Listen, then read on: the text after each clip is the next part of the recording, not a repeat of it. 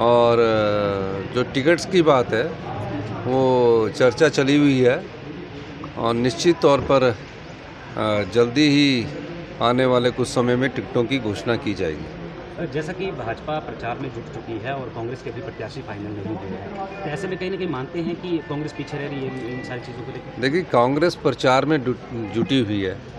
अब मैं धर्मशाला आया तो प्रचार ही हुआ, सुजानपुर गया प्रचार ही हुआ। अब ये कह सकते कि आपके प्रत्याशी कब आएंगे?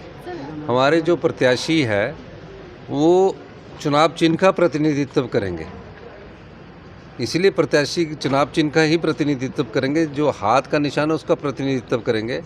तो हमारा जो प्रचार है वो जनता के अदालत में जाकर भारतीय जनता पार्टी ने जो कार्य 5 साल में किए और जो ये अभी जो खरीदने वाला काम भारतीय जनता पार्टी ने किया और बिके हुए विधायकों को जो टिकट दिया, ये हम जनता की अदालत में रख रहे हैं। ये चुनाव लोकतंत्र की जो हत्या करने की कोशिश भारतीय जनता पार्टी ने की, पैसे के दम पर सत्ता की कुर्सी की हथियाने की जो कोशिश की, वो मुख्य मुद्दा होगा।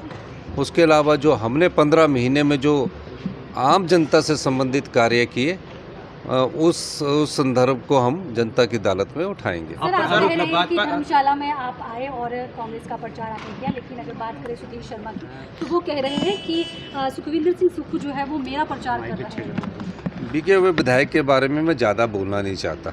मैं भारतीय जनता पार्टी की जो नीतियाँ हैं उसका प्रचार ज़्यादा कर रहा हूँ। वो तो बिका हुआ है, उस बेचारे को तो जो बिके हुए विधायक होते हैं ना, जो सोचते हैं कि पैसे के दम पर हम जनभावनाओं से खिलवाड़ कर लेंगे। धर्मशाला की जनता पढ़ी लिखी है और जानती है कि सही समय पर सही उत्तर दिया जाएगा। बयान आया था, थैंक यू में नहीं है। सर, जयराम ठाकुर बोल रहे हैं कि 5 साल नहीं चलेगी सरकार। देखिए, जो जयराम ठाकुर जी की बात है वो तो सत्ता की कुर्सी के लिए भगवान को भी चुनौती दे देते हैं। उन्होंने तो विधानसभा में बोला कि इस सरकार को भगवान भी नहीं बचा सकता। तो जिस भगवान ने हमारी सरकार को बचाया है वही भगवान और हमारे जो विधायक है जो चुन कर आएंगे, जीत कर आएंगे और जो हमारी मेजॉरिटी है वो 5 साल हमारी सरकार चलाएगी।